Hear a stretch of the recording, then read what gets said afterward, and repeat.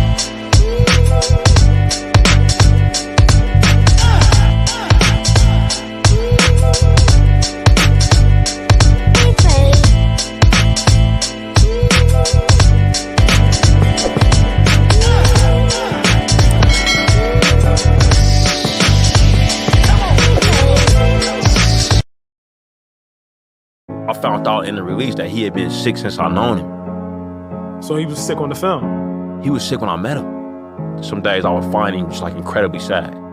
But looking back, I'm like, oh man, my man's was dying. It's a shocking thing to realize. And it's also a thing where it's like, oh yeah, I can't quit. If he did all of that while he was going through that, you know, this is just grief. So it's like, yeah, we gotta push through.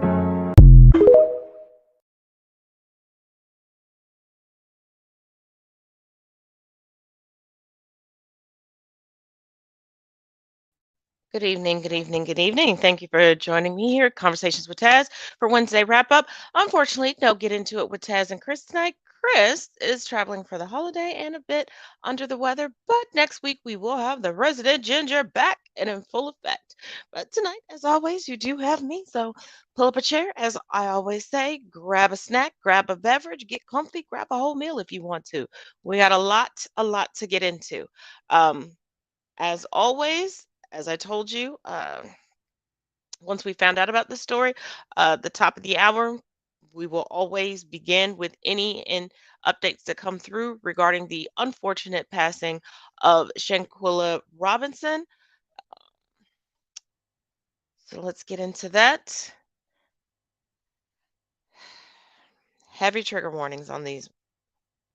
Was she close friends with the people that she went on this trip with? Well, all I know that she went to college with him. That one of the guys supposed to have been her best friend. And he had went on family trips with us, you know, and he'd been to the family house. We all been on trips together, you know, just good time. And I never thought that he could be that low to do my child like that. Have you heard from him since all of this happened? Yeah, he came to the house 4 days in a row until he found out we knew what the autopsy said. And you haven't seen him since? Haven't seen him since. And it was they attacked her, ma'am. It wasn't no physical. They attacked her, ma'am. I mean, it seemed like from my daughter was asleep, ma'am. You know, for all of them to be in that room, and then you know they come in there like I don't know, woke up or whatever. The way it seemed like they attacked her, ma'am, and she naked, ma'am. You know, for a father to see that video, ma'am, because my daughter's not a fighter, ma'am. She's not a fighter, not at all.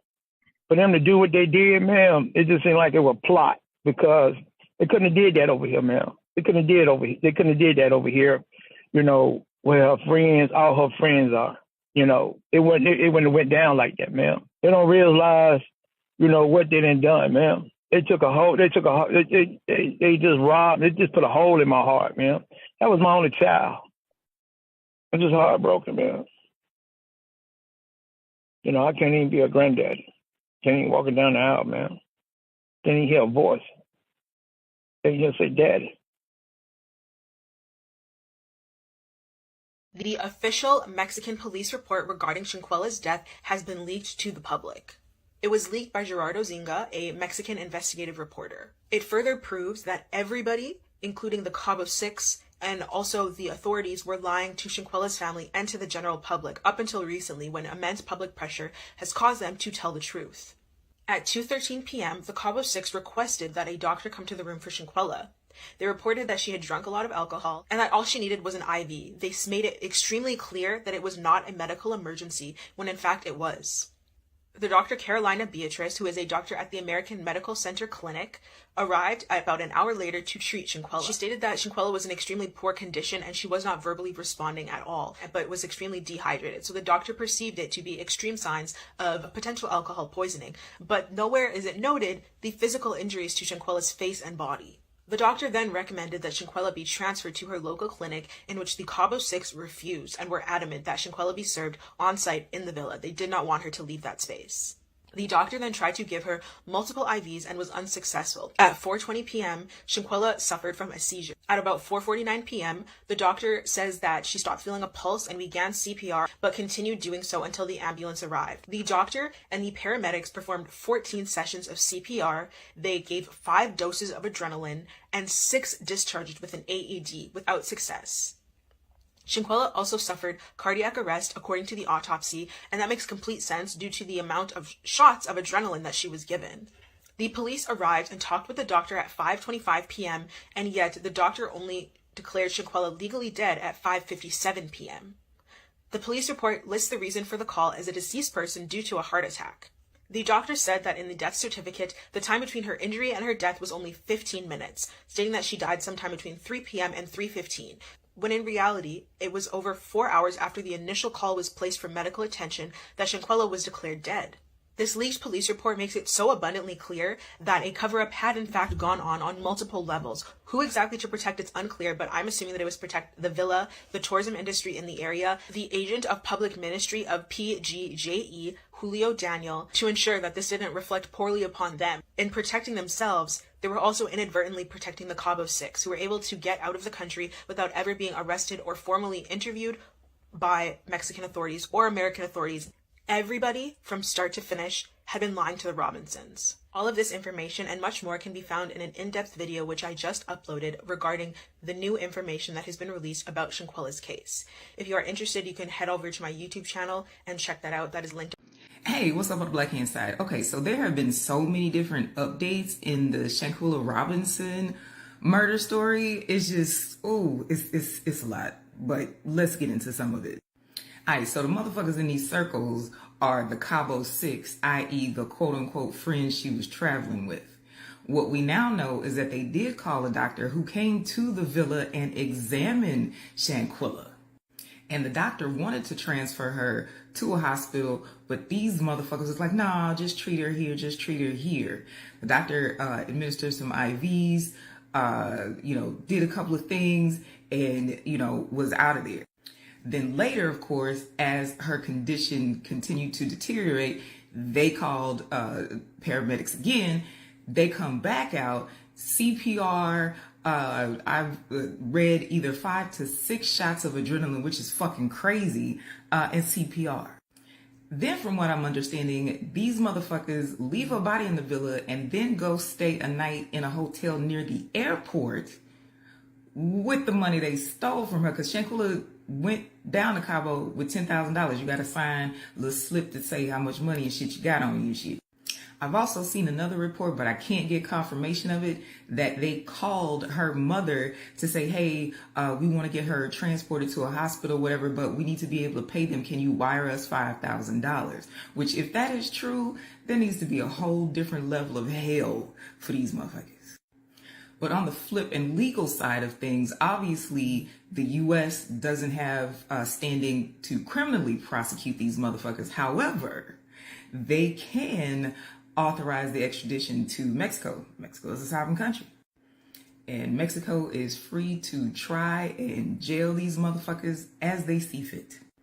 And baby, if you ain't never watched no A&E special or one of them, behind bars overseas shows and shit that they got on all these channels, Mexican prison, shit, if you thought American prisons was something, it's a whole different thing over there. And I can't wait till they scoop their ass up and send their ass down there, because that's exactly the hell they deserve. Now, so far, authorities ain't been able to find these motherfuckers, so they can go ahead and ship their asses off. But listen, that whole snitches get stitches shit, y'all need to go ahead and dump that shit. Somebody needs to see these motherfuckers and point their ass out like them motherfuckers on the balcony after MLK got shot. Over there!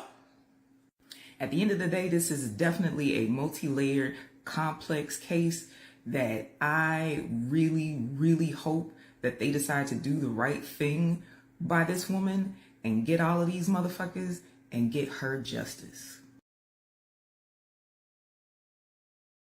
There's some new information in the Shanquella Robinson case. The Charlotte Observer was able to obtain a copy of the police report from Mexico, which differed pretty drastically from the death certificate. According to the death certificate, Shanquella died 15 minutes after her injury. That's not the case. They also failed to note any signs of obvious injury, which her parents both noted were present. Winter Donovan, one of the Cabo Six, called for medical personnel at 2:13. When the doctor arrived an hour later, she was told that Shanquella had had too much to drink and was inebriated and probably needed an IV. The doctor found stable vital signs and tried to give her an IV with fluids, but Shanquella was always unresponsive and she could not get the IV in. The doctor told these friends that she needed to go to the hospital, but the friends refused, asking her to treat her only in the room. The doctor, remember, was only told that she was intoxicated, so she continued to try and treat her in the room with an IV, but was unsuccessful. Her vital signs were stable until they weren't. Her blood pressure started dropping, her oxygen stats started dropping, and the doctor began performing CPR. At that time, Winter Donovan then called the ambulance. EMTs arrived and gave her 14 rounds of CPR, 5 doses of adrenaline, and 6 electrical shocks, but they were unable to revive her. She was declared dead at 5:57. That's hours after her initial injury.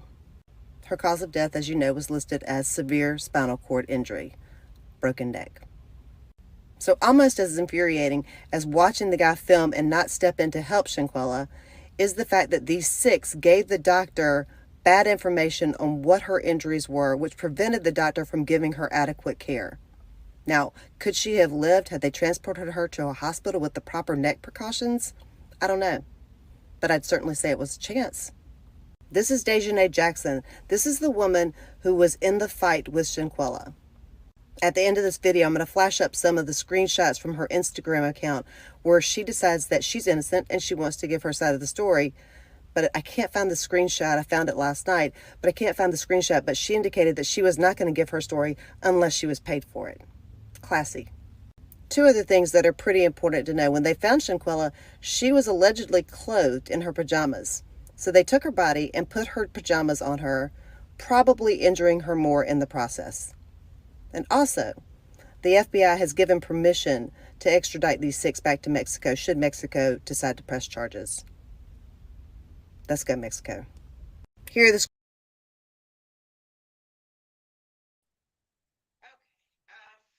Sorry about that. For the screenshots, if you remember, they are already there at the top of each show. I believe I posted them Friday. Sorry. Y'all know I've had sick medicine brain. I don't believe anybody is truly going to protect them. And let me explain to you why. We only know about the situation and bits and pieces of what happened in that villa because of leaked video. Whether it's one of the 6 leaking it, someone with somebody's phone leaking it, I don't know. But I do believe if spotted, they would be turned in. I'm not saying that there aren't people out there that won't protect them. We've seen friends and family protect people for less.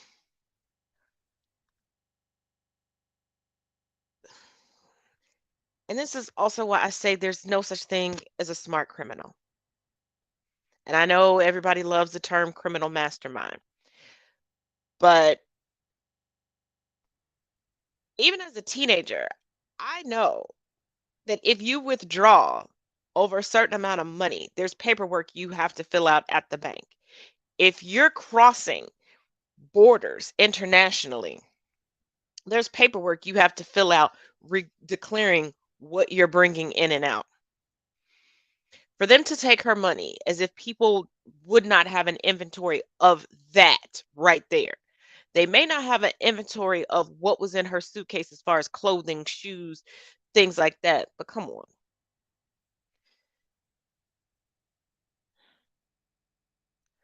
And once again, please keep in mind, I will not be showing any of the videos. And another reminder, should you come across any videos, please forward them to the FBI field office in North Carolina, specifically Charlotte. Whew, take a deep breath, take a sip of your drinks, your juices, your sodas, or if you got something stronger, whatever, I don't judge. Another set of trigger warnings. Have some updates regarding the massacre that occurred, the unfortunate massacre at Q nightclub. Here we go.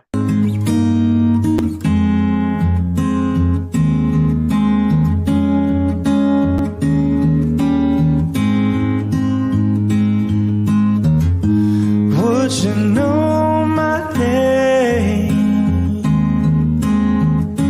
if I saw you in heaven? This video is for educational purposes only, and if I look shiny at all to you, it is because I have shea butter on my face. This Washington weather is drying me out and I hate it. Having said that, this tweet came across my timeline. Tucker Carlson's guest, shootings like the Club Q shooting are going to keep happening until we end this evil agenda of gender-affirming care. Right. I mean, it shouldn't have to be said, but... But nothing. What is this tagline? Note to liberals, just leave the damn kids alone. What are you talking about? What is anti-LGBTQ that these people need to understand? Alright, it changed again. Let your freak flag fly. Adults should do what they want, just leave the kids out of it.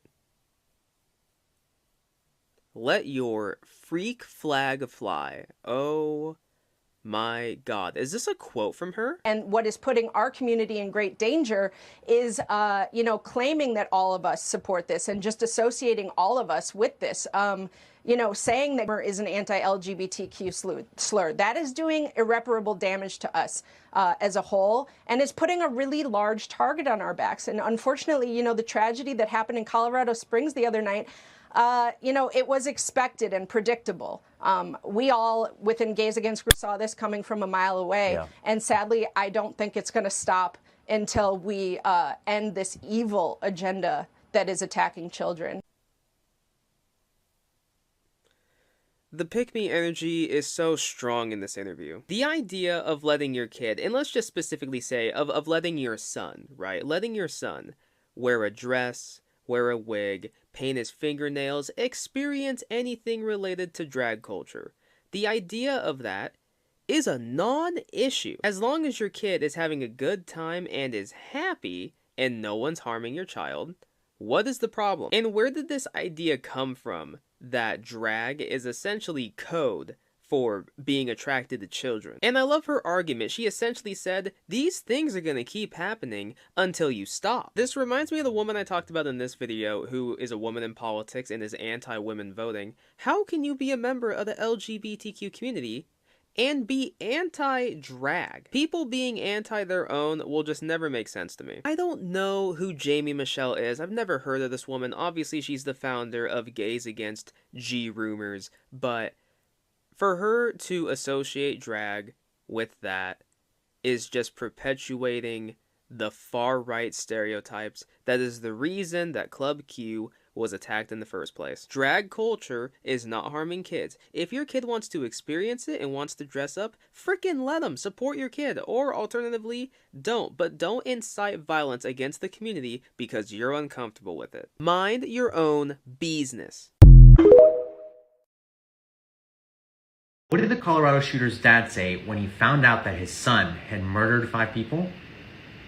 There was a shooting involving, multiple people, right? And then I found later on to find it's a gay bar. Yeah, right. And I was like, oh my God, is he gay? As a scared, oh my God, shit, is he gay? And he's not gay, so it's well, you guys had conversations about that. You were. Oh yeah, you told him. Yeah, you were adamant that gay is bad. I'm a Mormon. I'm a conservative Republican, and we don't do gay. We don't do gay. Yeah. I can't get answers from the attorneys really, but they're saying that some of these, it's involving a gay bar or some shit. I don't know. I don't know what the heck he did. If you have a gay bar, I don't know what's going on. Well, he's accused of going on a mass shooting at a gay bar and killing 5 people. Colorado. Okay, well, that's shit. If he's accused of doing that, I'm surprised he's not gay. I'd say that, but he's not gay. So the self-proclaimed conservative Republican, who's probably also pro-life, was relieved that his son was the mass murderer and not gay? Holy shit. There's your conservative GOP values for you. I wouldn't be surprised if they put a suit on him and asked him to run for office. People would probably vote for him. Oh, and there's more to this interview. I praised him for violent behavior really early. I still say that it works. It's instant, and you'll get immediate results. And you'll always get what you want if you're good at fighting. Had you taught him more tolerance, let me be direct. Do you think, he would have been more tolerant of gay people? Apparently. I think that my anti-gay, anti-Semitic, think I was conservative writing. I'm a conservative extraordinaire, and I've been very vocal about that. I support Randy Vopel, her grandpa. I love Randy Vopel. A good American, he'll be president someday. Randy who? Randy Vopel. Oh, Randy. Randy. That's a good man right there. That's the best man for the job. Mm-hmm. It was okay to be gay. It's like he says, it's cool to be gay. It's not. I think it's not cool at all. I think it's my opinion about gays is it's just not okay. I think we should stand up against homosexuality. It's absolutely disgusting. I need to say something. Okay. So I will be the first to admit that this dude had a really shitty childhood. Apparently he grew up in the LDS church. Apparently his dad was physically abusive, had a restraining order. His mom apparently filed a falsified sexual assault allegation because she wanted attention. Like, this dude had shitty parents. Does that make it okay for him to go in and unalive people? Fuck no. Also, his lawyers have filed that he is non-binary, or they are non-binary. However, the day of the shooting, Anderson's mom posted this, looking for her son and referencing Anderson as a he multiple times. There is no alluding that this individual went by a they, them pronoun. There are already countless articles, comments, and memes being shared on Facebook claiming that Anderson changed their name back in 2016 because they're non-binary, and this now goes against the libs narrative and the MSM narrative, because obviously this isn't a hate crime. We're all fully aware that people in minority groups are fully capable of self-hating and harming people within their own communities.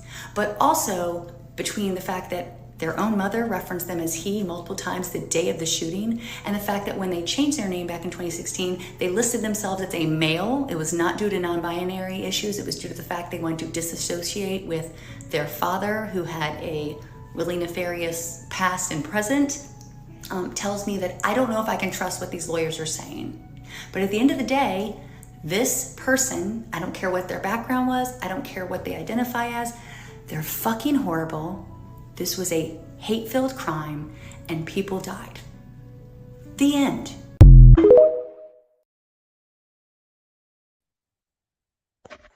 Now I just want to clear up some things. The father does go on to say that he previously thought that his son had passed away. The mother is notorious for filing false reports and lying to people for attention. Also, the individual that the father was praising in his interview is his baby mama's father, Randy Vopel. And as you can see, he said, sending my thoughts and prayers. You should have sent your grandchild up for prosecution last year when he threatened to bomb, well, when they threatened to bomb their mother last year. Just so we're clear, Assemblyman Vopel's grandson was the mass shooter in Colorado. Also, as always, check the links in the description. There are 2 blogs with additional information. And as always, there are links to substantiate anything that I discussed that may come into question. The name change was because he was being cyberbullied. And that cyberbullying did have undertones of homosexuality. There was a YouTube channel created in his original name, Nicholas Brink. And just before his 16th birthday, he had his name changed. I was wondering why he chose the last name of Aldridge, given that obviously the Vopel name has more power. But I want y'all to take a look at this Facebook post, the day of the shooting, from the mother, Laura Vopel.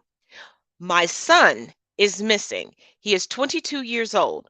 We made plans to go see a movie at 10 o'clock, and he ran to go run a quick errand, and he hasn't come back. I have been dressed up waiting for 2 hours, and I am so concerned. I bet you are, given his past.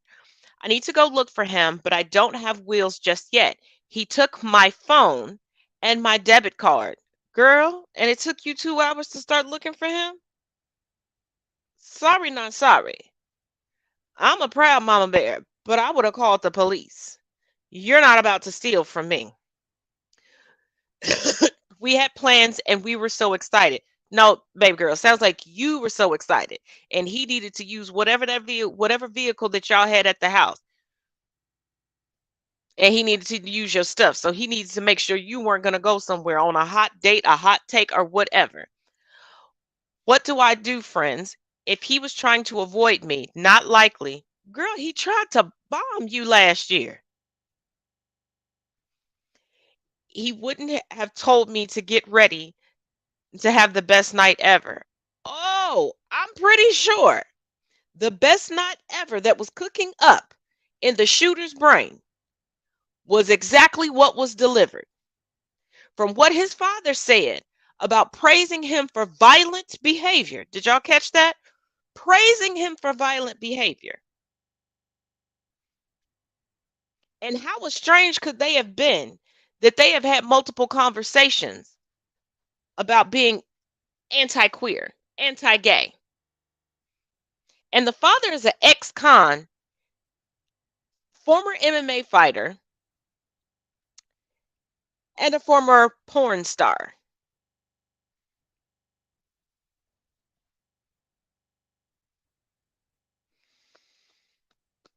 I wish I could make it make sense. I wish I could make it make sense. But regarding the alteration of the narrative, the memes are already out.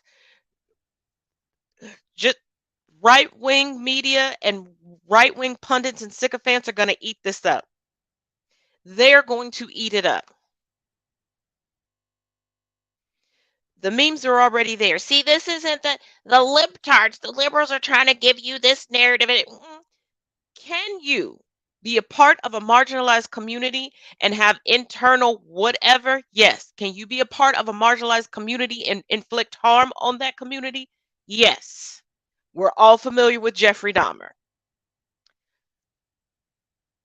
Can you be so repressed due to purity culture, etc., and lash out? Yes. Can toxic masculinity make somebody go? Yes. But this is someone who had been witnessed utilizing anti-LGBTIQ plus rhetoric and slurs with racial overtones when he was angry. The neighbor said it was generally racially motivated.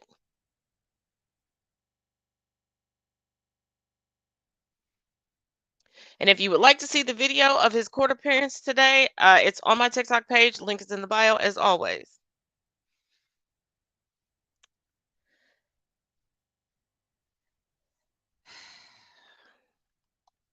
And tale as old as time. And just like clockwork, the evangelicals are unfortunately using this opportunity to spew more hate. Another trigger warning. And this is in close connection to the Club Q nightclub massacre.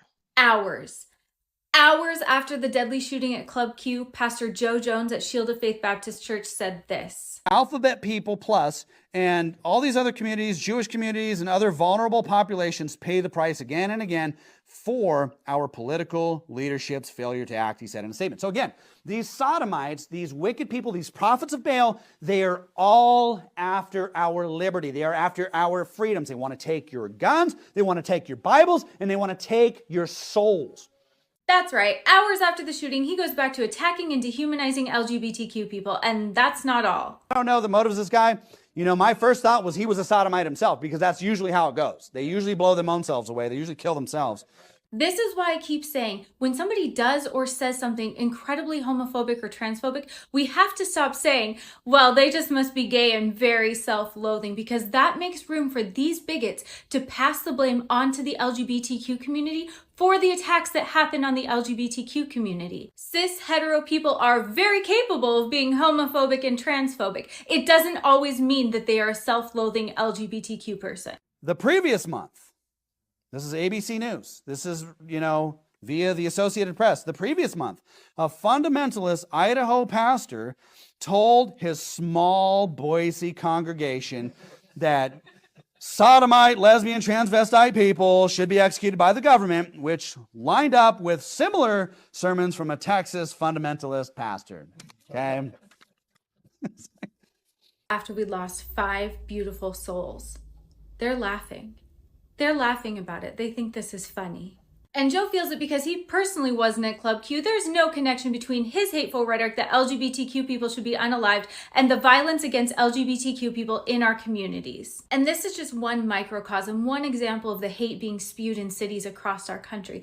And then as soon as somebody acts on it, all of a sudden they're so confused. They didn't know that their hateful rhetoric would have real world consequences, or actually, they don't care, as long as they can maintain plausible deniability. They can't seem to leave us alone in our spaces, and I'm sick of this hate in my community, making my friends and family nervous to be themselves. So if you feel safe, please join us in protesting Joe Jones's church.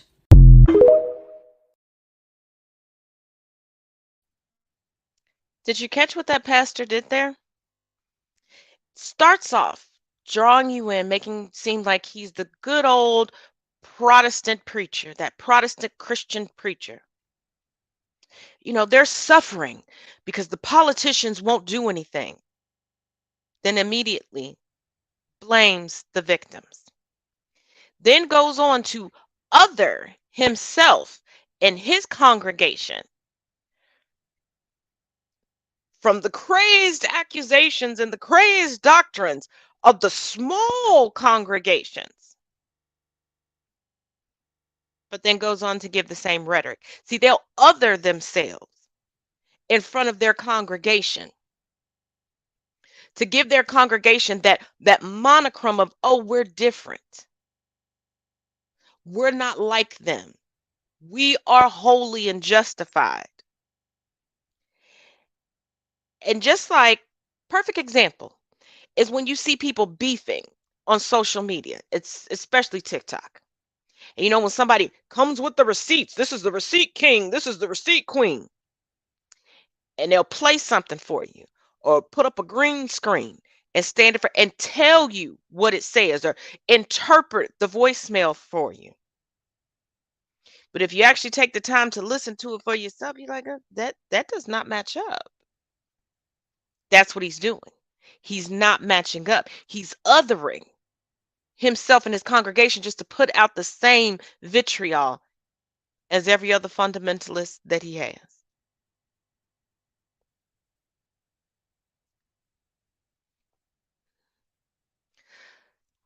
Unfortunately, we have one more tragedy to update on. There's additional information regarding this. Once again, on my TikTok page, link is in the bio.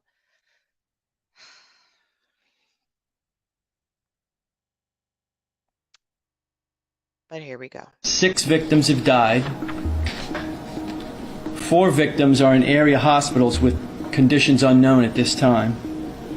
And the suspect is dead from what we believe was a self-inflicted gunshot wound. A gunman shot and killed 6 people in a Virginia Walmart break room. The suspect, according to AP, was a Walmart manager at the store. Our 911 dispatch center received the first call at 10:12 p.m. last night. The first officers arrived on scene within 2 minutes at 10:14 and entered the store approximately 2 minutes later at 10:16. The first responding officers entered the store and the scene was declared safe by 11:20 p.m. The Chesapeake City Chief of Police did not give a clear motive for the shooting at the time of the press conference. This latest shooting marks the 7th mass shooting in the past 7 days and comes just days after the U.S. recorded its 600th mass shooting this year.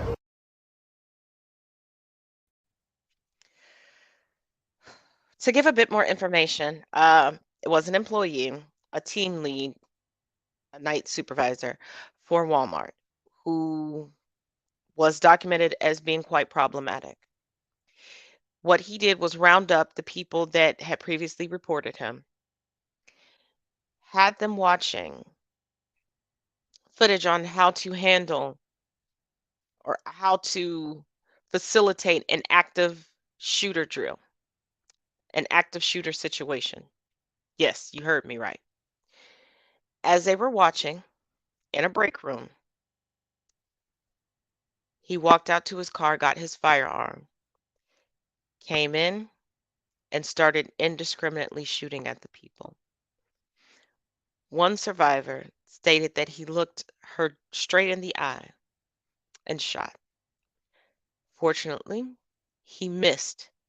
He was aiming for her head and missed.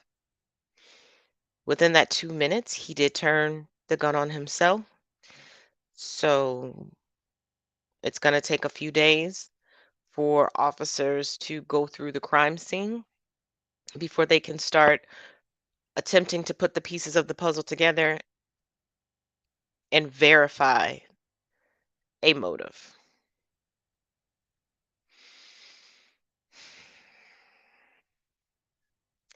This is why you have to foster positive workplace environments.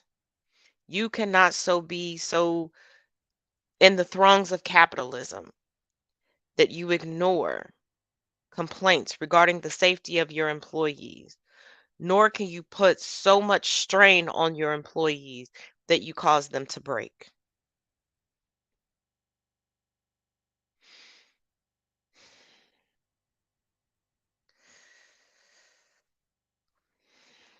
But treating people as property and convincing them that they are beholden to a company that sees only profit margins. That's the ultimate American way. Before we get into the other topics, let's break for this season's ad. See you in 2 and 2.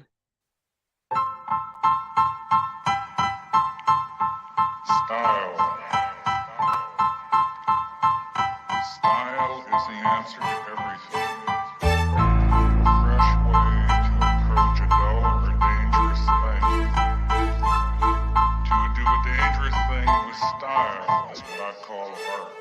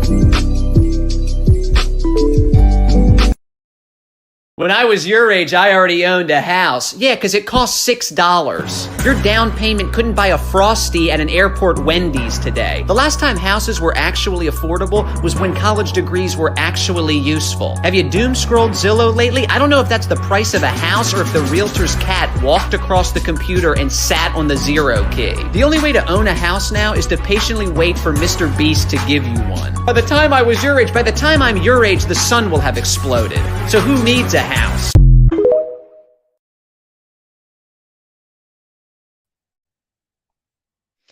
As always, try to lighten the mood just a little bit before, after we deal with such heavy stuff, because it has been tragedy after tragedy after tragedy.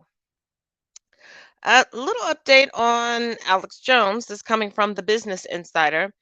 Alex Jones transferred millions from his InfoWars parent company to entities controlled by friends and family ahead of billion-dollar damage awards in Sandy Hook cases, WAPO reports. WAPO reported, just going to read the highlights, Alex Jones transferred millions from InfoWars parent company ahead of its bankruptcy. The company signed promissory notes to entities owned by Jones's friends and family. Jones was ordered to pay nearly $1.5 billion in damages related to lies he spread about Sandy Hook. So, according to records reviewed by the Post, between August 2020 and November 2021, Jones's company, Free Speech Systems, how ironic, began signing promissory notes for $55 million to a company, PQPR Holdings, owned jointly by Jones and his parents. Sounds like a shell corporation. Promissory notes are written promises to pay a sum of money at a future date, functionally a legal IOU. In the middle of this lawsuit, they started documenting debts that had no evidence of existing beforehand, Sandy Hook attorney Avi Moshenberg told the Post. Lawyers for the defamed Sandy Hook families have also argued in an additional suit that PQPR is not actually an independent business and that Jones's fraudulent activities are intended to prevent his $270 million fortune from being turned over as a result of the awarded damages, the Post reported. Jones's financial records also indicate a company managed by his sister was listed as a supplier or vendor for Free Speech Systems and was paid $240,000 in at least one payment. This year, Jones also began paying his personal trainer $100,000 a week to help him ship supplements and merchandise, the Post reported. Jones, this is not going to work. This is not going to work. You ran your mouth. You pulled this grift. You learned these tactics from Trump, and you see Trump is sinking quicker than the Titanic right now, sweetheart. And Trump's accountant for the Trump organization and for his finances is singing like a canary. We know why the cage bird sings in this instance, Alex. Cut it out. Cut it out. Now, as always, it wouldn't be a Conversations with Taz if we didn't have some Elon Musk and Twitter updates. And boy, has this been a shit show. Let's roll it. Tech billionaire Elon Musk, pictured here announcing that he's going to sink the value of his company, is in the news for like a bunch of things. Gonna bring you up to date. For starters, it appears that he is wildly unqualified to be running Twitter. And not just because of how it's going, but also because it appears that he does not have the STEM degree that he claims to. Capital Hunters on Twitter did a larger breakdown. The irony that this is on Twitter is just perfection. But yeah, it certainly appears that he's telling a big old fib about his physics degree. And Capital Hunters is also claiming that he never got into a PhD program, dropped out in 1995 and only received a diploma when it was arranged for by investors. So we're out of the gates strong. But that's not all that Elon's done the last couple days. He also appears to have completely broken Twitter's copyright enforcement, since people have started just posting entire movies in 2-minute videos. I appreciate that this person chose to use hackers. Then he basically overhauled Twitter's content moderation via a single tweet, saying that the new policy is freedom of speech but not freedom of reach. So he's fine platforming hate speech, he's just not going to amplify it. Hope everyone feels better. He also announced that he's reinstating Kathy Griffin, Jordan Peterson, and the Babylon Bee, and that he was still deciding on Donald Trump. Fun note, he spelled 2 out of the 3 names wrong in that tweet. And because you can't edit threads, he's stuck with it. business genius. But anyways, there's more. He then created this poll asking people whether or not he should reinstate former President Trump, because this is an entirely normal way to run content moderation on a platform. And then following the vote in this incredibly easily manipulated poll, he posted Vox Populi Vox Dei, which is Latin for voice of the people, voice of God, which is a classic example of thinking that using a quotation makes you deep, but failing to understand the quotation. My Latin is rusty, but the full quotation is above. But the translation is, and those people should not be listened to who keep saying the voice of the people is the voice of God, since the riotousness of the crowd is always very close to madness. So to recap, he listened to the people, which is actually the bots, and then posted a tweet about how listening to the people is a bad idea. 10 out of 10. No notes. I never want to hear that a tech billionaire is a genius again. Look at this. Twitter closes all its office buildings as employees resign en masse. Earlier this week, Elon sent out an email offering people a red pill or a blue pill because everything is the Matrix, and especially for a guy who loved leather dusters back in the day. Of course, he thinks he's Morpheus trying to release people from the wokeism. Elon offered his employees a choice via an email with a link in it that said, click on this link. If you want to be part of Twitter 2.0, it's going to be hardcore. I'm going to expect you to work 137%. You're never going to see your family again. You're never going to go home. We're going to be real. We're going to be hardcore. Or if you don't click on it, I'll give you 3 months severance. And almost everyone picked 3 months severance. Because when given the choice between 3 months of pay to do nothing and be in a room with Elon Musk, anyone who's ever been in a room with Elon Musk chooses 3 months of pay. This is the dumbest. He thought that people would stay. He's shocked that most of the employees said, fuck you. Now he's locked them out of the offices because he's convinced they're going to sabotage the place. They don't need to sabotage anything. Elon, you're doing it all. I recently heard someone refer to Elon as phony Stark, and I'm never thinking of him any other way. And I know there's going to be replies. He still builds rockets. He still has the tunneling company. Oh, Teslas. Fuck off. Fuck off. Think of how much better shit we could have had if Elon just had to pay fucking taxes and someone else who's smarter than him could have come in to come up with the same solutions that he decided to monetize. Because he's never founded anything.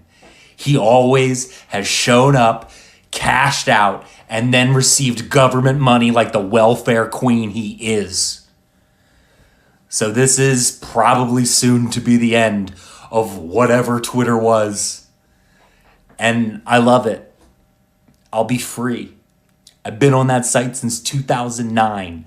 I've seen everything come and go, and watching the site itself be destroyed not by SJWs and the woke scolds and people complaining about representation in movies. No, it'll be destroyed by a billionaire who knows Excel spreadsheets and how to monetize bullshit, but not how people can interact with each other and still have fun. On it, I'll give you 3 months severance.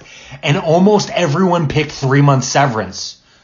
Go watch his full video on Elon Musk trying to fire people at Twitter. Because Elon gave his employees 2 options, either stay at Twitter or 3 months severance. And most people chose 3 months severance. But let's talk about those who didn't. Most of the people who decided to stay were immigrants because of their work visas. Twitter has nearly 300 people on H-1B visas. And most people are taking the 3 month severance because, they're citizens, they can find another job. Immigrants are the ones being forced to stay at these companies because their status is tied to this job. Watch Professor Scott Galloway of NYU nail it on Elon Musk. Roll him. Musk is unraveling before our eyes. You think and you fear that there's a cult growing around the personality of Elon Musk. You kind of made some parallels with Donald Trump. But, so, develop that.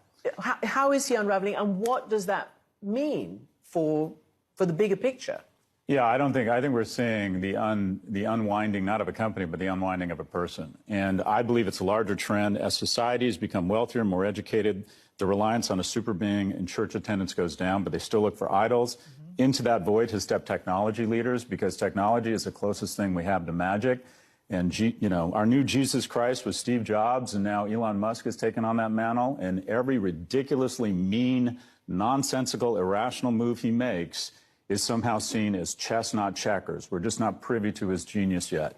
I think this is an individual who has demonstrated a total lack of grace, has no guardrails around him, and is going to see his wealth probably cut in half. This is already the second worst acquisition in history, just a week or 2 weeks after the close. Is that because he's bitten off more than he can chew? Because most people believe his other enterprises are hugely successful. His competition 100%. with NASA, his Tesla cars, Starlink, which is right now paying off in the battlefield in Ukraine so importantly. Well, the warriors that returned in Rome after a huge victory, and they would have a ticker tape parade for them, and they would hire a slave to follow and shadow the person and whisper in the conqueror's ear, "You are only a man." I have never met a man or a woman that is infallible, Christiana. They all eventually screw up. A universal pillar of truth is that the universe doesn't want a consolidation of power among any country, any society, or any individual. This is someone who, in my opinion, shows a bit of a God complex, vastly overpaid in a fit of mania or seeing something we don't see. This is a company probably worth $10 billion that he paid $45 billion, and thinks he can lay off half the staff and treat them poorly and disparage them and not have any ramifications. I think, quite frankly, I think he's a terrible role model for young business people. You can't deny his incredible accomplishments, but now he's running 3 different companies. So this notion that there is a super being, I have found that that notion never proves out. Enough said. Holy shit, he did. But you need to go back and look at his account. Now that we know what we know, and January 6th, and what happened in Georgia, and the hacking of the voting machines, and Donald Trump making that call, and Lindsey Graham fighting like hell not to testify, and indictments coming down the fucking pipeline, reactivating his account will only destroy them. Now we know about Georgia. Look at Tommy Loren. The Steelers are making a majority. Wait for it. Do you see now? Do you see what they're doing? Like, you're watching in real time now that we have hindsight. Now that we know what happened. What Elon Musk did not benefit Trump. This is what you need to be concerned about. 2 days ago, Christopher Wray, the FBI director who's a member of the Federalist Society who's voted Republican all of his life, the FBI has a warning for TikTok users, why it says it should be extremely concerned. And then The Hill, which is a Republican mag, did TikTok tip the midterms? They're going to come for TikTok. It is a media company they cannot control because it's an outside country. Do you want to see something amazing? Like amazingly petty? If you run a fake followers audit for Elania Muscratina, 70.2% of his followers fake. The average amount of fake followers for someone his size on Twitter is 41. Fake diploma, fake business sense, fake all of it. He's fake through and through, destroying Twitter on purpose because his handlers told him so.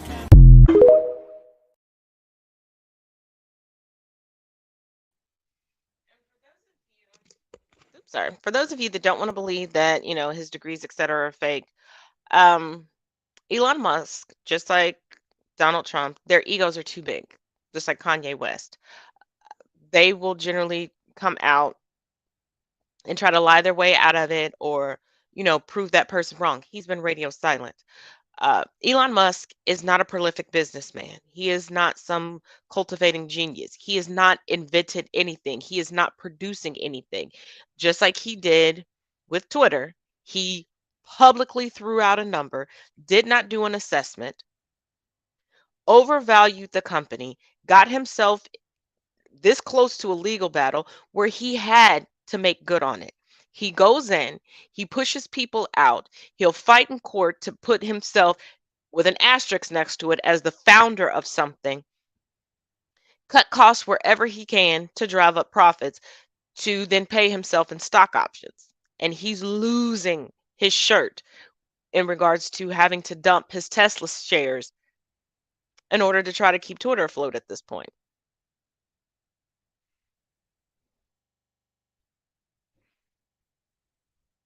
They like the 1%er worship that so much of society has for them. Why do you think Trump lied for decades about being a billionaire and getting a small loan from his father? He didn't get a small loan. He inherited the company and changed the name from Mary Trump and Sons to the Trump Organization and turned it from a booming real estate business that his grandmother actually began because his grandfather, who died of pneumonia, remember when Trump was making fun of Hillary Clinton for having pneumonia? His grandfather dropped from pneumonia, was just buying up land, had a few brothels here and there. It was his grandmother that was like, hey, let's build structures on here and rent them out to people. Yeah, he doesn't want to tell you that he had a comfy upbringing and he's had a comfy life because of a woman, because he's still a misogynist. They never do. White people love to play the I came from poverty card. Pull yourself up by the bootstraps like I did. Boy, when you put those bootstraps on, you were already standing on the roof.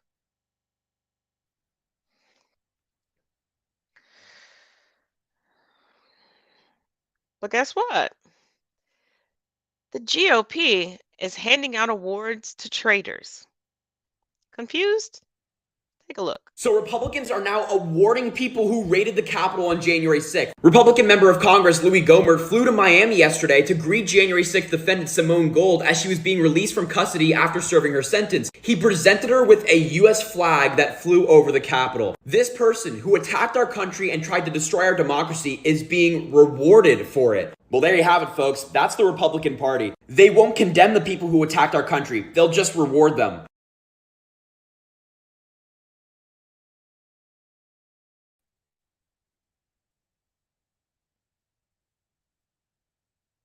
But non-conservatives are soft and need safe spaces and are snowflakes. The founding fathers that they loved so much would be so proud, wouldn't they? Now, maybe you've heard of this, maybe you haven't, but there was a school board shakeup. Remember, I told you, leading up to the elections, the grassroots campaigns that the GOP has been invoking, they're not just trying to take over federal government. They're trying to change curricula. They're trying to change how things work from the smallest elected official to the largest, the least powerful to the most powerful. But this is a doozy, and never have I seen so many lawsuits form right before my eyes in less than 30 seconds. You'll see. See you in 2 and 2. Ladies and gentlemen, you are being fooled by these six. Watch what's the next motion. Watch the motion. Listen carefully. You all have been sandbagged. I make a motion to terminate the employment of Mr. Dion Jackson, the superintendent of the Berkeley County School District, effective immediately. Do we have a second? Second. I'd like to know the justification and the rationale reasoning for firing an individual who just was proficient in his first annual evaluation.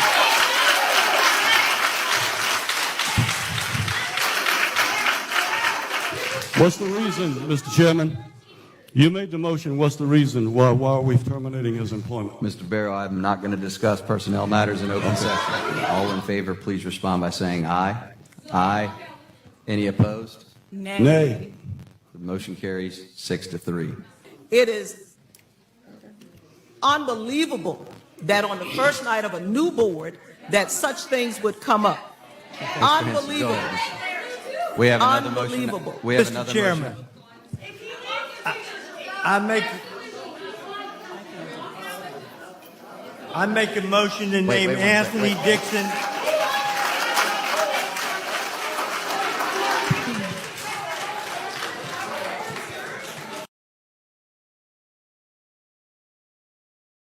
Dr. Tiffany Richardson, the district's on-staff lawyer, was fired first. Then Superintendent Dion Jackson was fired. The board also hired their replacements at the same time. even though Barrow said he, as a board member, was unaware of that prior to the meeting. When they terminated Dr. Richardson and Mr. Jackson's contract, or terminated their employment, in the same motion with Dr. Richardson, they fired her and they hired Brandon Gaskins. Now, how can that be when you hire somebody before somebody is terminated? The board also announced Anthony Dixon was hired as the new superintendent. Barrow wants to know who hired Dixon ahead of the firing of Jackson. So there had to be some meeting or some agreement with some board members to negotiate the contract. Chairman McQuillan would not answer questions about why the firings happened. He said this is a personnel matter. I'm angry. I'm devastated for the students and the teachers of Berkeley County. Melissa Soul is a teacher who used to teach in Berkeley County. Her son attends a Berkeley County school. But after last night, the changes, including the board's decision to not allow critical race theory to be taught, she's going to take him out of the district. So why would he go to Berkeley County schools? I have to pull him out. He has to go somewhere you are else. planning to pull your son? Yeah, he'll go to virtual SC. He'll be homeschooled. Trigger warning in this one, and of course this video is made for educational purposes only, but I have a question. Have y'all ever heard of Moms for Liberty? Because if you haven't, then I'm about to ruin your day. This tweet came across my timeline. A South Carolina school, it's always a Carolina. North or South, both of y'all be on some fuck shit. School board filled with newly elected right-wing group members has immediately removed their first black superintendent as well as the district's black lawyer, banned critical race theory, and set up new committee to consider banning books.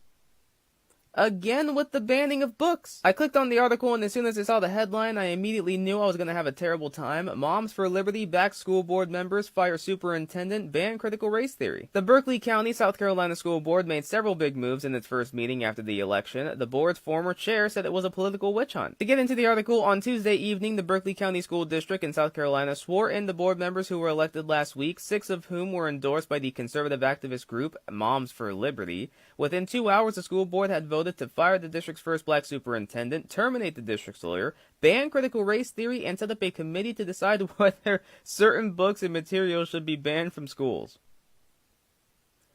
I am so glad that we are focusing on the important things in society. In addition, the board voted to replace the chair with Mac McQuillan. McQuillan? That reminds me of the Key and Peele skit. You had Jay Quellen. Hey, Jay Quellen! Oh, good times. Love Key and Peele. A local attorney and one of the board members backed by Moms for Liberty. Okay, so if you're backed by Moms for Liberty, you are automatically sus. Moms for Liberty said it has endorsed more than 500 school board candidates across the country this year, 49% of whom have won. The organization's candidates were highly successful in Florida. Well, that's because it's Florida. But they had mixed results in Arkansas, California, Michigan, and other states. Moms for Liberty celebrated the 6 candidates' wins in Berkeley County as an example of flipping a school board in favor of people who, quote, value parental rights. Okay, they promised more curriculum transparency, fiscal responsibility, and to put a stop to the woke agenda. What is the woke agenda? What is it? Educating kids about what happened in America? What is the woke agenda? Telling them the truth? Is that wrong? Y'all give me the fattest fucking headache. Later in the meeting, the board moved to ban teaching critical race theory in any form. Of course they did. Barrow asked for a definition of critical race theory, which is the study of racism's effect on societal structures and is usually taught at the graduate level. McQuillan read a different definition that matched language used by the Goldwater Institute, aka a conservative think tank, and he said that forms of it that aren't appropriate for children are being taught in the district schools. Okay, so if he admits there's different forms of it, why would they ban teaching critical race theory in any form? For there to be inappropriate forms, there must also be appropriate forms. So why don't they teach the appropriate forms? South Carolina, truth be told, I expect this kind of behavior from North Carolina.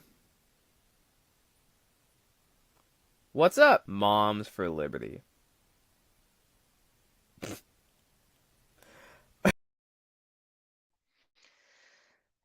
you remember, leading up to the election, I told you that the GOP and Christian nationalists were sinking money into campaigns just like this.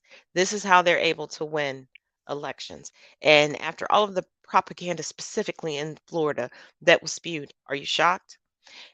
But I hope you paid attention to one important caveat. These 6 new members of the school board, the racism is so strong that they thought firing an attorney without cause would work well with them, and already pre-hiring replacements would go unnoticed.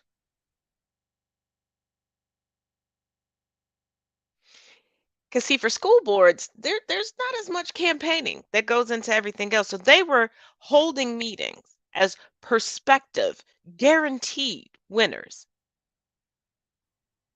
and making promises.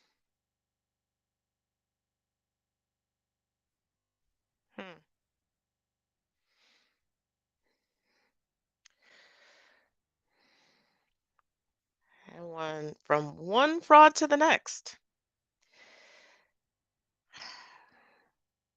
You know how there was a golden statue at CPAC of Trump that they were worshiping? You know how Christian nationalists and even Trump himself were touting him as the Messiah, the chosen one?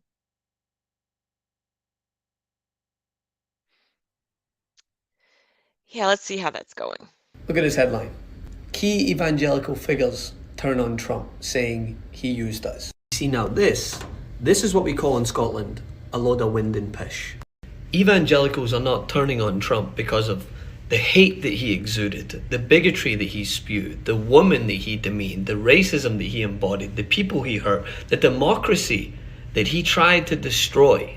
They're turning on Trump for one reason and one reason only, because they know he can't win. This is the same group of people that celebrated the thrice married pussy grabber as the second coming of Jesus when he was winning, but as the midterms have proven, this conspiratorial election denying BS that Republicans are standing by isn't working anymore. So all of a sudden, they're turning on him because they're so petrified of losing power. That's it. That is it. Shite.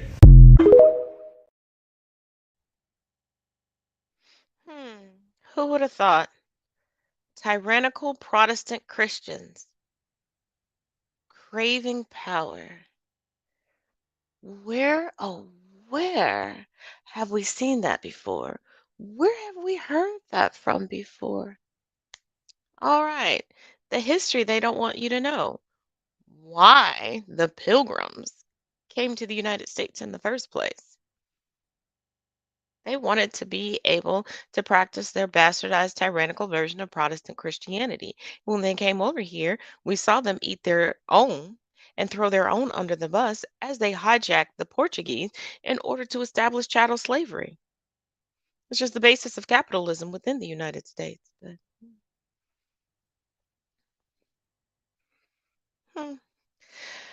And coming from Salon.com, it's not just Trump. Midterms show the religious right is an albatross around the GOP's necks. Republicans went hard with anti-LGBTQ rhetoric and abortion bans in 2022. Even their own voters don't like it. As I've told you all, Roe v. Wade was supposed to be an eternal talking point. It was supposed to be the promise that never ends. A couple of weeks out from a midterm election in which Republicans dramatically underperformed, one major theme has emerged in the post-mortems. Donald Trump is to blame. Turns out the voters do not like efforts to overthrow democracy like Trump's attempted coup, that would be a self-coup, or the January 6th insurrection. As data analyst Nate Cohn at New York Times demonstrated, Trump's preferred primary candidates, who usually won a Trump endorsement by backing his big lie, fell behind other GOP candidates by about 5 percentage points. The result is a number of state, local, and congressional offices were lost that Republicans might otherwise have won. Republican leaders are struggling with this information because dumping Trump is easier said than done, so long as he has a substantial percentage of their voting base in his thrall. But in truth, Republican problems run even deeper than that. It's not just Trump. The religious right has been the backbone of the party for decades, but this midterm election shows they might now be doing the GOP more harm than good at the ballot box. Well, it's like this.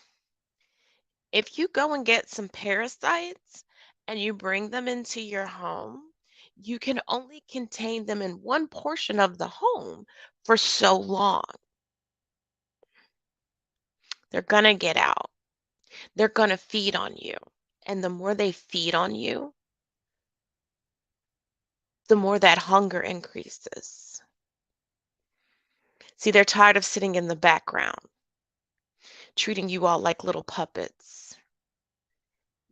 They want their moment in the sun. They want their celebrity legacy. Infamy and fame are some powerful drugs. As with Trump, Republicans are in a can't win them, can't win with them, can't win without them relationship with the religious right. Fundamentalists remain a main source of organizing and fundraising for the GOP, as well as a big chunk of their reliable voters. They can't afford to alienate this group any more than they can afford to push away Trump. Doing so risks the loss of millions of loyal voters. But by continuing to pander to the religious right, Republicans are steadily turning off all voters, a group that's rapidly growing in size as Americans turn their backs on conservative Christianity. That's doubly true when one looks at the youngest voters, the ones Republicans will need to stay viable as their currently aging voter base starts to die off. And this is why, right now, they want to increase the voting age. And this is why they have to go back to the beginning and start indoctrinating these children, not just in their parochial educations, but in their secular educations.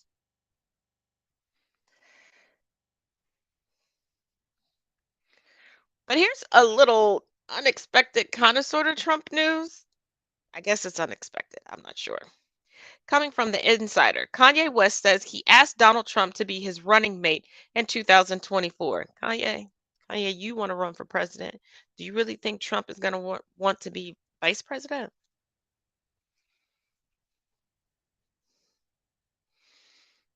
The self-proclaimed genius that couldn't even do his own homework primary school through college. The same stable genius whose college wrote an open letter during his first election denouncing him.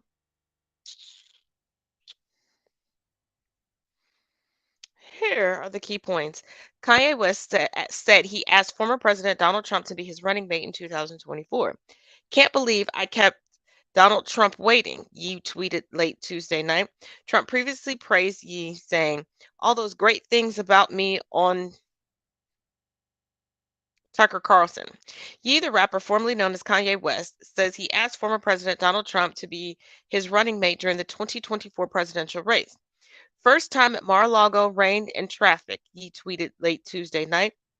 Can't believe I kept President Trump waiting and I had on jeans. Yikes. What you guys think his response was when I asked him to be my running mate in 2024? West included a poll with a but at the bottom of the tweet with two options for what Twitter users thought Trump's response to his proposal was. That's very Ye, referring to the new name he goes by. The other option read, that's very Nay. Trump previously praised Ye, saying, all those great things about me on Tucker Carlson as the rapper faced controversy over anti-Semitic outbursts. Trump has not condemned the rapper and fashion designer for his recent anti-Semitic commentary. Interesting, because his son-in-law, Jared Kushner, that is riding so hard for him is Jewish. And his prize child, Ivanka Trump, who's currently throwing her father all the way under the bus and pulling a fervent Mariah Carey v. J-Lo. I don't know that man. Converted to Judaism. But you know, it is what it is.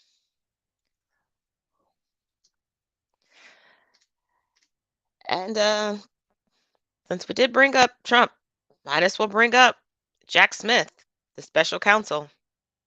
Guess who was the lead person at the Justice Department looking for ways to target and prosecute the very people Lois Lerner went after? Jack Smith, the guy Merrick Garland just named as special counsel to go after President Trump. Let me explain why Jim Jordan is mad, or why he says he's mad, because it really is an interesting story. In 2013, the IRS revealed that it had targeted political groups that were applying for tax-exempt status, which is usually reserved for nonprofits. Why? Well, a lot of reasons. One, the Citizens United decision had repealed a lot of campaign finance laws, and with that came a lot in campaign donations. And quite a few people were trying to set up PACs to donate to political causes, and then trying to apply for tax-exempt status under the tax code 501c, which again is reserved for nonprofit organizations. Now, in theory, tax code prevents nonprofits from donating to political organizations or causes, but in practice, it's a little messier than that. The IRS basically decided that nonprofits can donate a little to political causes as a treat, just as long as it's not their main thing. But if a nonprofit is basically just set up only to donate to political organizations or causes, that violates the law. So the IRS had to look into that for all of the new applications for tax-exempt status. Second thing, Senate and House Democrats pushed the IRS to investigate these abuses of tax-exempt status, and Obama asked for $1 billion more to give to the IRS for them to hire more people and investigate these abuses more thoroughly. Republicans were like, sure, if by $1 billion more you mean $300 million less. And that meant that the IRS had to fire a bunch of its employees, which in turn meant that they had even fewer people to investigate this large influx of tax-exempt status applications. What did they do? I'm glad you asked. I didn't have a segue planned or anything. They started using keywords to skim through all the applications and see which organizations were political or not. For example, if an application contained the words Tea Party, you could be like 99% sure that that was a political organization and thus did not deserve tax-exempt status. That makes sense, right? Well, when this all came out, congressional Republicans and Democrats were both really peeved at the IRS for this situation, which they both caused. Lois Lerner, Superman's love interest and also director of the IRS Exempt Organizations Department of the IRS, was in a lot of hot water and was forced to apologize, again, for this situation, which was caused by Democrats pushing the IRS to do something about tax-exempt organization status, and Republicans taking money away from the IRS to investigate this one thing. The Treasury Inspector General came out and said that the list of keywords used to investigate this whole thing was inappropriate, and everyone lost whatever little trust they had in the IRS. And then a few years later, a second Treasury Inspector General was like, let's take a look at the list of keywords that were used to skim through these applications, which turns out they included words like progressive, medical marijuana, and Occupy, as in Occupy Wall Street. I wonder what side of the aisle those organizations that applied for tax-exempt status were on. Then an investigation found that, oops, looks like this keyword scheme targeted both sides equally, which anyone could have figured out if they had just looked at the list of keywords to begin with. So what does Jack Smith, the new special prosecutor, have to do with all of this? Well, it turns out that in 2010, he was head of the Public Integrity section of the Justice Department, and he had a meeting with Lois Lerner to see if there was any way they could open investigations into these companies that were falsely applying for tax-exempt status, something I like to call a crime. Now, if you'll notice, this was what was popularly known as completely within his jurisdiction and job function to do. And what did they decide? To not open an investigation because it would be impossible to prove, basically. That's all he did. He had a meeting with somebody who turns out did nothing wrong. And Jim Jordan hates it when that happens.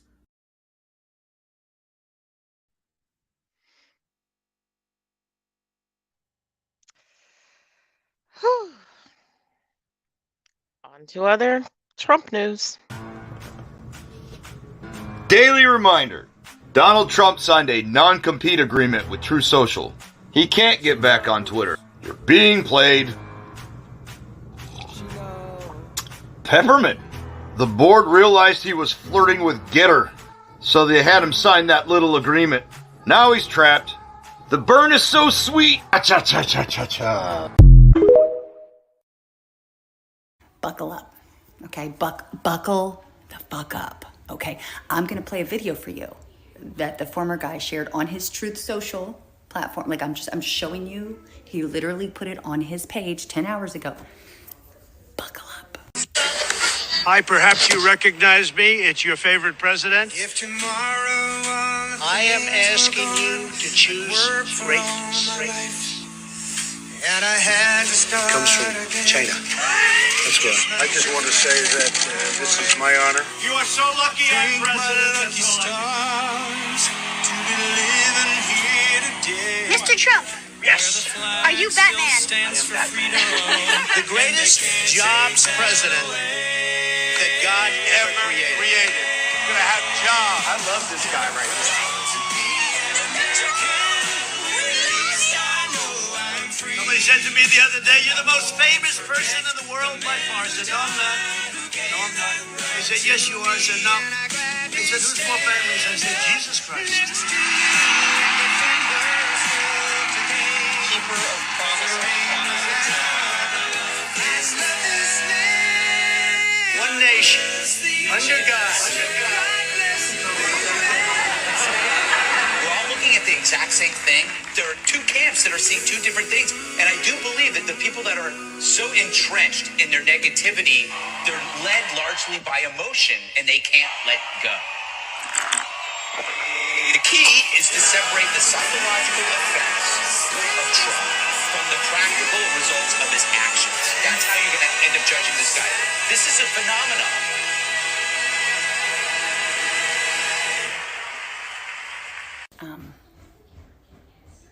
I got nothing. Nope.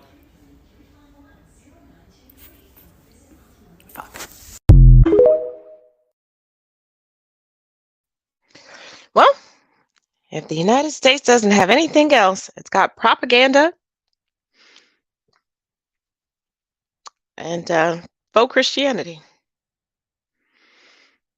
Yeah. Now, on the other side of the conservative coin, let's take a look at Ron DeSantis. Bad news for Ron DeSantis. Remember when he said this? Florida is where woke goes to die. That statement during his victory speech was partly at least a nod to the anti-woke legislature that Florida passed and that was heavily sponsored and inspired by Ron DeSantis himself. Well, today, a federal judge decided that what needs to perish is DeSantis's anti-woke legislation. In a 134-page decision, Chief U.S. District Judge Mark Walker called the legislation dystopian and decided that it violates the First Amendment. Essentially, what Judge Walker is saying is the law is violating the First Amendment because it tells teachers and educators across the state that they can exercise their First Amendment right, but only if, in doing so, they share opinions that the state agrees with. Judge Walker also characterized the law as one that would muzzle professors in public universities across the state of Florida, telling them what they can and cannot say, masquerading that mandate as freedom. Now, this is only a temporary injunction. I have absolutely no doubt that the state of Florida will challenge this decision. So we'll have to see what the court system says as the challenges proceed through the system itself. But for the moment, Ron DeSantis's anti-woke agenda has suffered a pretty severe blow. Good morning. I just woke up from a glorious nap and opened up Twitter. Look what I found out. The U.S. Treasury Department is investigating Rhonda Boots and Hot Wheels Halibut. And I love this for them. Human trafficking. Yeah, human trafficking is bad when you decide to use taxpayer money to move people across state lines that are seeking sanctuary. Yeah. And just so you all know, Ron DeSantis is a vet. Ron DeSantis oversaw and encouraged torture at Gitmo in Guantanamo Bay. And former prisoners are speaking out.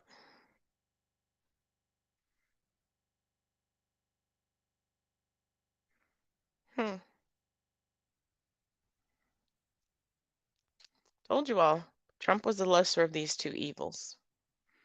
Now you truly have to pick between two evils. Now, let's go to the GOP's new pet project. Or, should I say their new Sambo? Let's go. Okay, guys, I have to show you a video. I don't know if you guys have seen this yet, but it's literally enraging and makes me incredibly uncomfortable. But I have to show it to you. Because what Herschel Walker is doing, what he's allowing to be done to himself, what he's doing to contribute to this sort of throwback vision of black men, this kind of idea of black men as brutal but contained, right? Athletic but under control, lascivious, right? But obedient. Is, at this point, it has become parody. And to me, every black man who is witnessing what Herschel is allowing to be done to him, I definitely feel that at this point, he is being used by people like Lindsey Graham and Rick Scott and Tom Cotton, people who have no interest in black people's lives, no interest in advancing black life, and making black lives better, who literally pine, it seems, for the kind of blackness that they believe they had when they had control of black bodies, that pine for this sort of throwback blackness that is subservient and obedient and comical. That blackness at that time was blackness under duress. It was blackness in extreme pain. It was blackness suppressed. It was blackness that had no joy, except the joy that it could eke out in the sparse moments of private liberty. There are people who pine for that version of blackness, and he embodies it, and he's doing it to himself. Just watch the video. I just want y'all to watch the video, and then let's talk on the other side.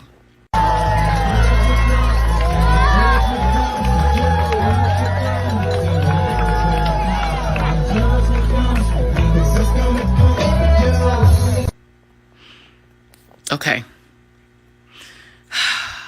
Deep breathing. Please put your thoughts in the comments, but I have to be honest. At this point, I have pity for Herschel Walker. I hate to see what he's doing to himself, what he's allowing to be done, what's being done to him. But for God's sakes, Georgia, please pay attention to this, because this is absolute, utter humiliation. I want to tell you to keep the faith. Oh, you ever watch a stupid movie late at night hoping it's going to get better, don't get better, but you keep watching it anyway? Because the other night I was watching this movie. I was watching this movie called Freak Night, or some type of night, but it was about vampires. I don't know if you know vampires are cool people, are they not? But I'm going to tell you something that I found out. A werewolf can kill a vampire. Did you know that? I never knew that, so I didn't want to be a vampire anymore. I wanted to be a werewolf. But then anyway, as I'm watching this movie, and then you can tell how stupid it is, because it's 1 a.m. So I'm watching my TV, these kids watching their TV, a vampire kill on their TV. So you know it's kind of stupid, but I'm still watching though. As I'm watching this show, what was funny, these kids had a vampire in their attic at their house. So they were watching their TV. Now I'm watching my TV, as they watching their TV, or they see the vampire killer on their TV. So they win this contest to bring this actor. Now y'all got to stay with me. Bring this actor who's a vampire killer from their TV to get rid of this real life vampire in their attic. So as this actor comes to their home, he got all the right stuff. He got all the right stuff because, you know, got to have a stake and got to have a thing to kill him in the heart. And he got a necklace of garlic because that worked. I don't know what it does, but it worked. You got to have a cross because it burned. I know that worked. And then all of a sudden, this is what was so funny about it. As they're walking through the house, this guy got the holy water. He blessing the house, this actor. Now, he's all fake. He's blessing the house with his holy water. They walked upstairs and this vampire looking real good in this black suit. Whoa, that sounds like Senator Warnock, doesn't it? Looking all good in this black suit, floated from the ceiling. He floated from the ceiling looking good and cool. And I'm thinking, whoa, they better get out of that house. If somebody float from your ceiling, get out of that house. That's not your house. But as he floated from the ceiling, the kids jumped behind their hero. As they jumped behind their hero, the guy jumped in front of him with this holy water, threw it on the vampire's forehead. He covered his eyes. Then he took his hand away. He started laughing. And he said, that don't work. He took the cross, he put it on the vampire's forehead. And the vampire didn't even do anything. He said, that don't work. And that's the way it is in our life. It doesn't work unless you got faith. It is time for us to have faith. We got to have faith in our fellow brother. We got to have faith in this country. We got to have faith in the elected officials. And right now, that's the reason I'm here. These aren't leaders. These are puppets and clowns that have been set up over the white community and over the black community by the white community and have been made celebrities and usually say exactly what they know that the white man wants to hear. Well, we already know that Herschel allowed himself to be paraded around by Lady Lindsey Graham, while Lindsey Graham said, you know, the GOP can't be racist. We've got Herschel. Like, that's not a quintessential racist talking point. Slave masters and slave mistresses had children and whole relationship was, well, forced themselves upon enslaved individuals. Thomas Jefferson himself referred to the people that he enslaved and bred as his friends.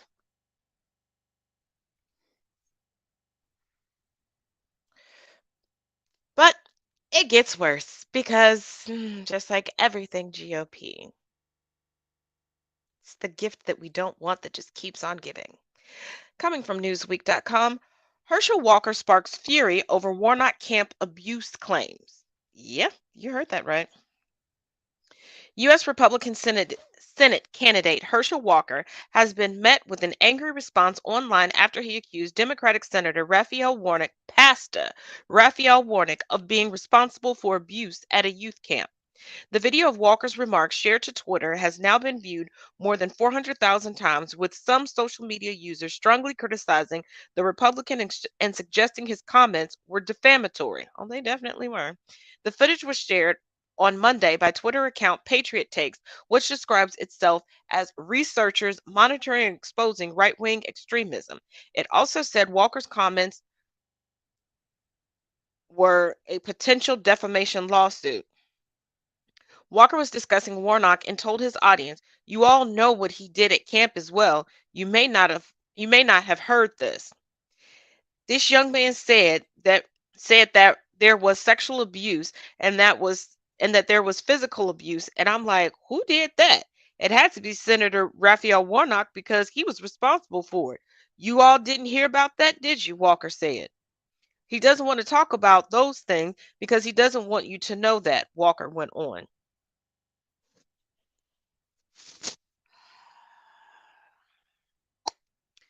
Herschel. Now, Trump is not pulling the wool over any of our eyes. Abbott is not pulling the wool over our eyes. DeSantis isn't pulling the wool over our eyes. But see, the percentage of people who are buying into it, see, they've been conditioned to trust a cisgendered, heterosexual, or faux sexual,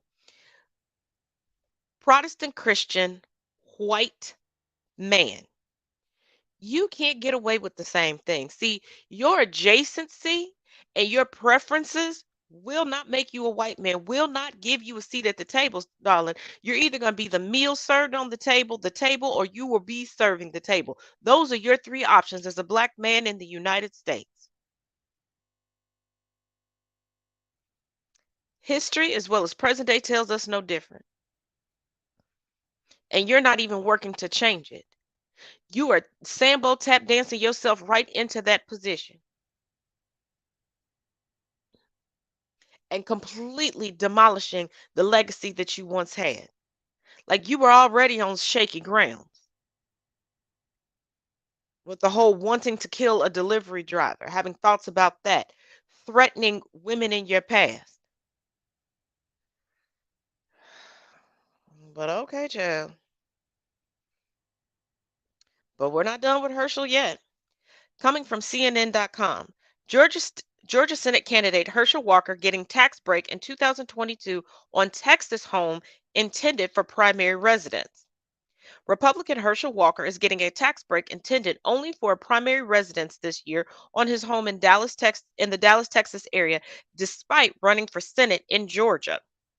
Publicly available tax records reviewed by CNN's K Files show Walker is listed to get a homestead tax exemption in Texas in 2022, saving the Senate candidate approximately $1,500 and potentially running afoul of both Texas tax rules and some Georgia rules on establishing residency for the purpose of voting or running for office. Walker registered to vote in Atlanta, Georgia in 2021 after living in Texas for 2 decades and voting infrequently. In Texas, homeowner regulations say you can only take the exemption on your principal residence. Walker took the tax break in 2021 and 2022 for his Texas home, even after launching a bid for Senate in Georgia. An official in the Tarrant County Tax Assessor Office told CNN's K File. The Walker campaign did not respond to CNN's repeated requests for comment. Walker is set to face Democratic Senator Raphael Warnock in a runoff election in December after neither candidate earned more than 50% of the vote in November's midterm election. Politicians in the past in Texas have landed in hot water over improperly taking the exemption, including then Governor Rick Perry, and have typically agreed to pay taxes back. Questions have swirled around Walker's residency since he actively began exploring the possibility of a Senate run in Georgia last year, and Democrats and Republicans alike hit Walker over the issue. To run for office and vote in Georgia, 15 rules, not all of which need to be met, are considered for establishing residency, which include where the resident takes their homestead tax exemption and where they intend to live permanently. The U.S. Constitution only requires a potential senator to be an inhabitant of their state when elected. Anthony Michael Crace, a law professor at Georgia State University, said Georgia state law about establishing residents to be eligible to run for office is flexible, and ultimately Walker's biggest problem could be political. At the end of the day, this is more of a political problem than a legal one in all likelihood, where Walker can be painted as a carpetbagger. It does call into question whether Walker's change of residency was made in good faith, says Christ. He noted that in 2008, Jim Powell, a Democratic candidate for the local public service commission seat, was initially disqualified from running for office by Karen Handel, a Republican who was Georgia's Secretary of State, for taking a homestead tax exemption outside of his district. But ultimately, the Georgia Supreme Court decided the candidate could remain on the ballot, saying 7 of the 15 rules show he had ties to the district. Now, okay. Let's take a look at these 15 rules. The residence of any person shall be held in that place in which a person's habitation is fixed without any present intention of removing therefrom. Well, doesn't seem like he moved within. A person shall not be considered to have lost such person's residence who leaves such person home and goes into another state or county or municipality in the state for temporary purposes only, with the intention of returning unless such person shall register to vote or perform other acts indicating a desire to change such person's citizenship and residence. He's gonna win that seat and find a cushy home in DC, and y'all ain't never gonna see him back in Georgia till it's time to be elected again, if he were to win. A person shall not be considered to have gained a residence in any county or municipality of the state into which the person has come for temporary purposes. Oh, well, he broke that rule. If a person removes to another state with the intention of making it such person's resident, well, he already has a residence there. If a person removes to another county or municipality, that doesn't apply. If a person removes to another state with the intention of remaining there an indefinite time and making such person's place of residence, such person shall be considered to have lost such person's residence in the state. Well, I did. A lot of moving. Residence for voting purposes. Has he registered to vote in Georgia? No person shall be deemed to have gained or lost residence by reason of such person's presence or absence while enrolled as a student at any college, university, or other institution of learning in the state. The mere intention to acquire a new residence without fact of removal shall avail nothing. Excuse me. Neither shall the fact of removal without intention. No member of the armed forces of the United States shall be deemed to have acquired a residence in this state by reason of being sanctioned on duty in this state. If a person removes to the District of Columbia or other federal territory, another state or foreign country to engage in government service, such person shall not be considered to have lost such person's residence. Okay. If a person adjudged mentally ill and is committed to it, well, that could happen. If a person goes into another state and while there exercises the right of a citizen by voting, such person shall be considered to have lost. Well, he probably will try to vote in Texas too. The specific address in the county or municipality in which a person has declared a homestead exemption. Well, he already did that in Texas. For voter registration purposes, the Board of Registrars, for candidacy residency purposes, the Secretary of State, election superintendent, or hearing officer may consider evidence of where the person receives significant mail, such as personal bills, and well, his primary residence is in Texas. So I'm going to take a gander and say that his primary bills are being sent to his residence in the Dallas, Texas area. So will there officially be a runoff? We'll see. Hopefully this is taken a look at expeditiously.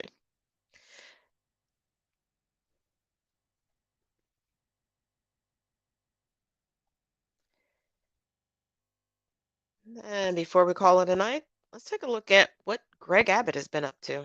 Greg Abbott is now moving tanks to the border. Not only tanks, 57-year-old Vietnam-era tanks. He is emptying out museums to bring M113 armored personnel carriers to the fucking border. So Texas, I'm sorry, when you are freezing and you cannot heat your house, when the children that are forced into foster care and then sex trafficked like they were last year in Texas, just remember Abbott's got you covered by taking Vietnam-era tanks to the border. That's all he cares about. Multiple National Guardsmen have committed suicide at the border from his Operation Lone Star little fucking stint.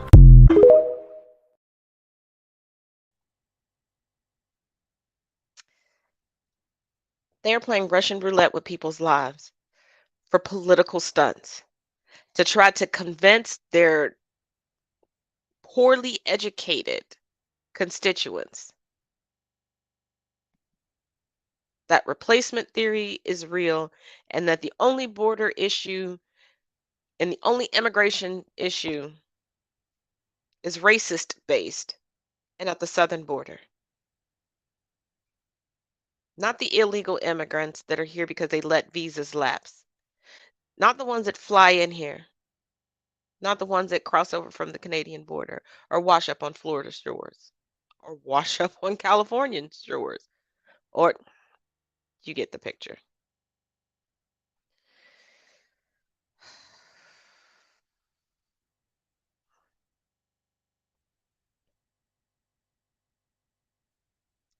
As always, thank you for joining. Thank you for watching. If you enjoyed this podcast, please make sure you subscribe, hit the bell to get all the notifications. As always, check the links in the description of this video. And I will see you all tomorrow. If you need an excuse to get away from the family or you just want to cuddle up and get some more updates, because there's so much more that has happened during the week. I'm trying to get you all caught up with everything. I will be here. Same time, same place. And as always, each one teach one, each one reach one. Till tomorrow, y'all. What will you do to make sure that future generations of girls and women exist in a world that is one of equality and equity?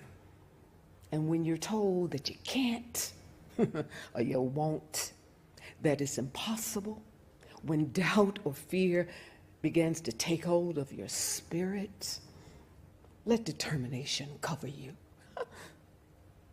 Cover your body like a quilt on a winter night and press forward. The world needs you, quite possibly more than ever before.